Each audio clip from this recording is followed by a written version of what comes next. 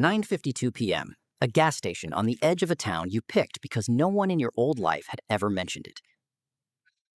2 pumps over, a sedan idles with its lights off, engine running. You have watched it for 6 minutes. It hasn't moved. Your phone sits face down on the passenger seat, the last device still tying you to a name that doesn't match your ID anymore. Somewhere behind that windshield, someone might be running your plate. Or it might be nothing. A man waiting on a call, a woman finishing a cigarette. You don't start your engine. You don't check the mirror twice. You just sit there, doing the math on which piece of your old life finally caught up with you. 10 months ago, 4 people still connected you to your old life.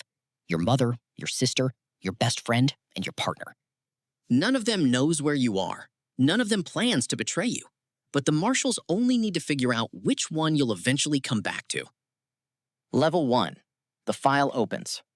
A federal warrant doesn't launch a chase movie. It launches paperwork. Your case is assigned to a fugitive task force, one of dozens the U.S. Marshals have led nationwide since the modern task force system expanded in 2000, staffed by federal deputies alongside state and local officers who can work together across jurisdictions that would normally divide an investigation. Nobody stands in a war room studying your photo. There's a rotation of deputies working you between 4 other names, a case file that barely moves for weeks. Your last known address goes stale within days. Your car disappears. Your cards stop pinging. Somewhere in that building, a deputy adds your name to a whiteboard already crowded with 24 others. Files ranked by priority, last known address, and how recently anyone's checked in on them. Yours goes near the bottom. Other cases are newer, more dangerous, or simply more urgent. Some fugitives land on decades-old most wanted lists, with rewards and press releases attached. A single case turned into a national priority. You're not one of those. You're something more common, and in a strange way, more dangerous to underestimate. An ordinary file, worked steadily by people who don't need headlines to keep going. No press release will ever use your name. That patience isn't going anywhere. A file like yours doesn't come with an expiration date. So they stop looking for you and start looking for a way in. Level 2. The network takes shape. Every fugitive leaves a shape behind, the outline of everyone who ever knew them. Investigators start with what already exists. Old case files, booking records, employment history, a stack of names pulled from your life before you ever became a warrant. Then they go knocking. Doors that have nothing to do with crime. Your mother's, your sister's, a former landlord's. Have you heard from them? Do you know where they'd go? Would you tell us if you did? Most people answer honestly. They're not hiding anything. They're just worried. A single visit rarely breaks a case open. It adds a name to the map, a number to a list, a reason to keep looking. Your sister answers the door in her work clothes, arms crossed, giving short answers until the deputy leaves a card on the counter and drives off. She doesn't call you that night. She doesn't need to. She genuinely doesn't know where you are, and it shows. The old landlord barely remembers your name until he's shown a photo. Then it comes back fast, quiet, never any trouble. Another line in a file that's slowly starting to matter. The marshal's cold casework often returns to the same places years later. Old evidence, financial records, computer records, family members, friends. Anyone whose connection to a fugitive may have survived long after the original trail went cold.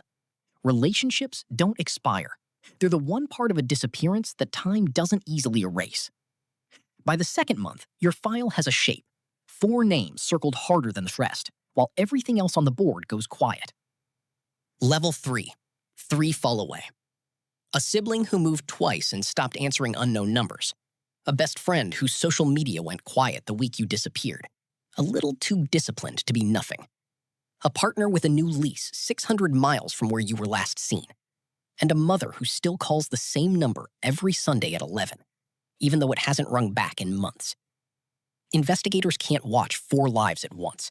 Surveillance costs time, people, and attention, and a dozen other warrants are competing for the same hours. So they start crossing names off. The sibling goes first. A second interview turns up real confusion, not caution. The friend stays on the list a little longer, until a records check shows the quiet account belongs to someone who simply changed jobs. Nothing to do with you. The partner is the hardest to drop. A new city and a new number read like someone starting over on purpose. For 3 days, that lease looks like exactly what it isn't. Someone quietly preparing to disappear alongside you. It takes a full week of checking to confirm the move happened months before you ever ran. 3 names come off the board. One relationship is still standing. Level 4, the one who remains. That leaves the plainest relationship of the 4, the one built on years, not urgency. In your file, that's your mother. Nothing about her looks like a lead. She hasn't changed a routine, hired a lawyer, or missed a single Sunday call that never gets answered. She still sets the table for 2 out of habit some nights, then puts the second plate away.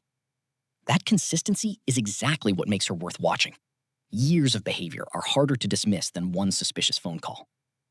This is the turn the whole case pivots on. The marshals stop treating you as a point on a map. They start studying the person they believe you'll eventually come back to. You think about calling her sometimes, late, when the quiet gets loud enough. You never do. Not because you don't trust her, but because you do, completely. And that's exactly what makes the silence necessary. You don't know any of this.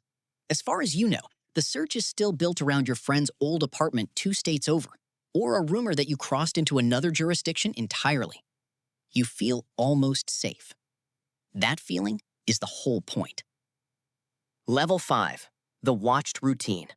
The exact routine changes from case to case, but the principle is simple. Investigators look for the ordinary pattern that suddenly changes.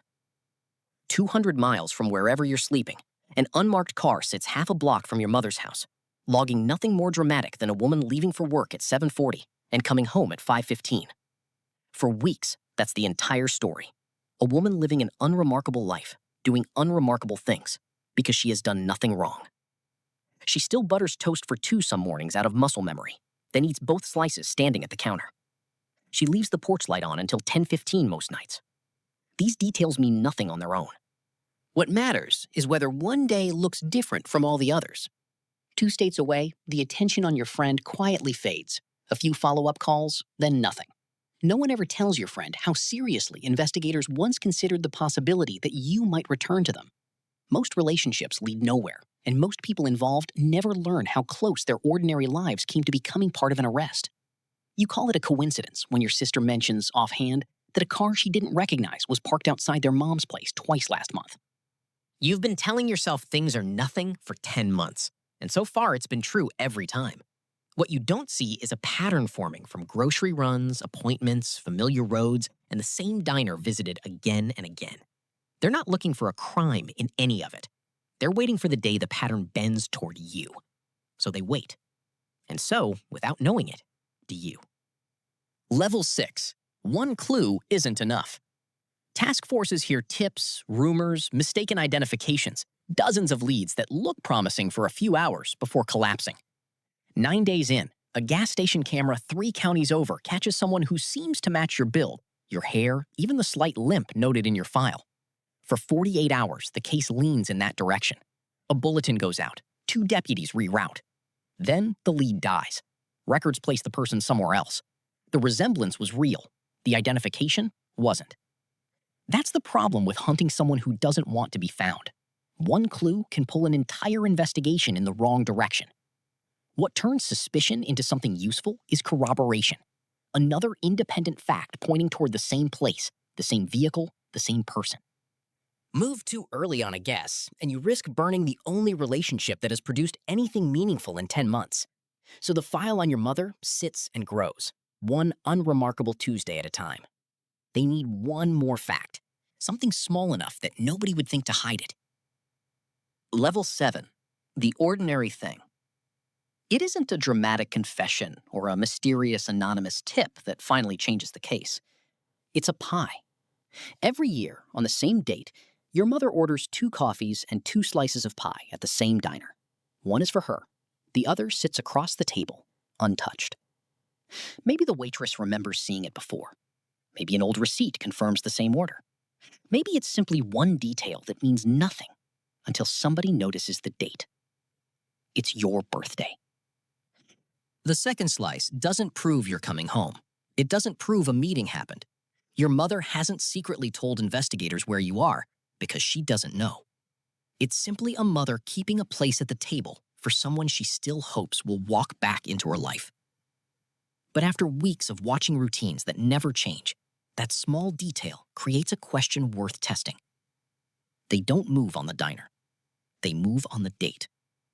Deputies quietly shift attention toward the roads around her house and wait to see whether this year, after 10 months of silence, the pattern finally bends. Level 8. The net closes.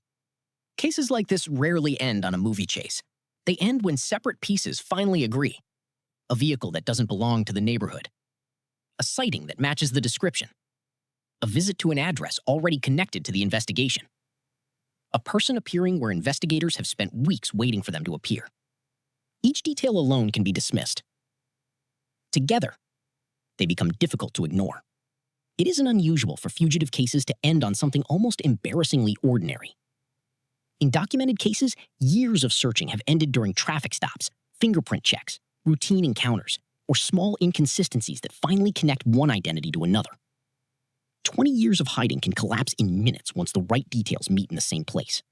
For you, it's a driveway.